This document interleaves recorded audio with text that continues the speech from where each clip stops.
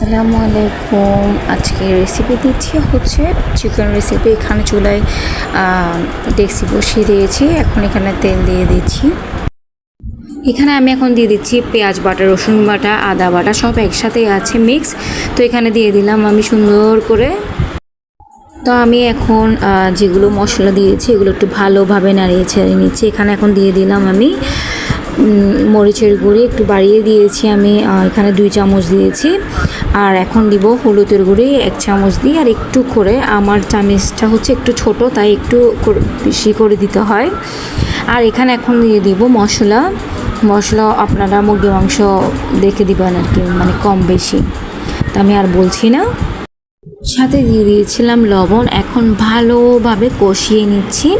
এই তো দিয়ে দিলাম এখন মুরগির মাংস। আমার মুরগির মাংস তো অল্প, তো আমি যেভাবে রান্না করি সবসময় সেভাবে আপনাদেরকে রেসিপিটা দিলাম। এখানে আহামর একদম কিছু না। মুরগির মাংস রান্না করা শেষ, এখন নামিয়ে ফেলবো। এই যে দেখুন মুরগির মাংস একটু আচারি করে রান্না করেছি, খেতে যেন ভালো লাগে। তো আমি তো আপনাদেরকে দেখালাম আমি কিভাবে রান্না করি। তো ঠিক আছে, সবাই ট্রাই করবেন। সবাইকে আসসালামু আলাইকুম।